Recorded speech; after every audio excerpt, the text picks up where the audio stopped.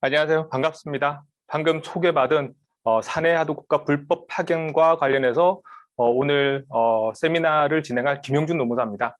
네. 일단 주제를 사내 하도급과 불법 파견, 이게 사내 하도급이 뭔지, 그리고 하도급이 뭔지, 그러면 불법 파견이 뭔지, 그리고 파견이 뭔지 여러 가지 것들의 개념상의 혼돈이 올 수가 있습니다.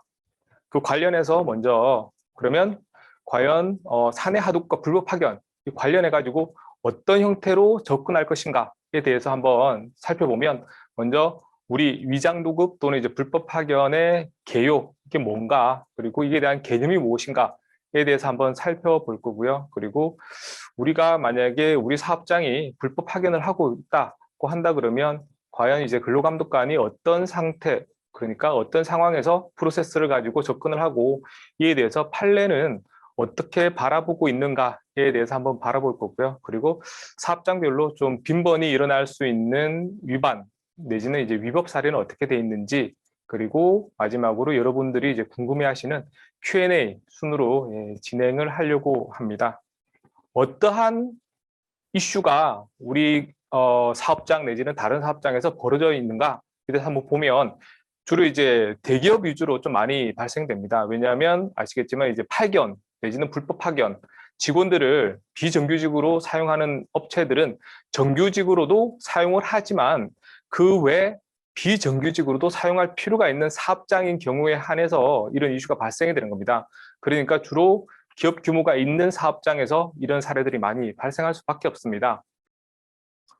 그러면 우리들이 하도급으로 왜 사용을 하고 있을까요? 이게 보면 많은 이유가 있을 겁니다. 여러분들이 기업 오너라고 한다고 하면 되도록이면 이제 원가 절감이라든지 아니면 이익을 많이 남기고 싶어 할 겁니다. 모든 건 돈에 귀결되는 거죠. 이익입니다.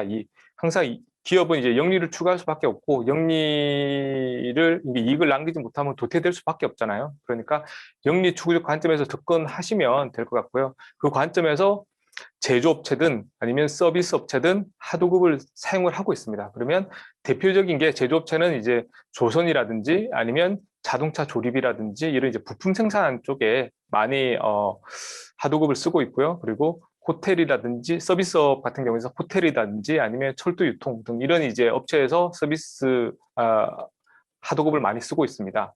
그러면 이제 조선이라든지 아니면 자동차 조립, 이때까지 살펴본 개념은 뭐냐면, 사내 하도급, 그러니까 하도급이라는 게 우리 일상에서 그렇게 멀리 떨어져 있는 건 아니구나. 그리고 우리 사업장도 비정규직 근로자 내지는 하도급 근로자를 사용하고 있다 그러면 언제든지 이런 이슈가 발생이 될 수가 있고, 그리고 우리 사업장이 다른 사업장의 사내 하도급이라 그러면 우리 사업장이 그런 발주처에 대해서도 언제든지 이런 이슈가 발생될 수 있는 그런 리스크는 있구나 하고 이해하시라는 측면에서 보여드렸던 거고요. 그렇다고 하면 좀 전에 이제 말씀드린 것처럼 도급, 그리고 파견, 그리고 다른 유사 개념들 간의 관계는 어떻게 될 것이냐에 대해서 이해하시는 게 먼저 좀 선행돼야 될 것 같습니다. 지금까지 말씀드리면서 도급, 사내하 도급, 그리고 이런 부분에 대해서 좀 잘 모르실 텐데 이렇게 말씀을 드려도 되나 하는 게 좀 있었어요.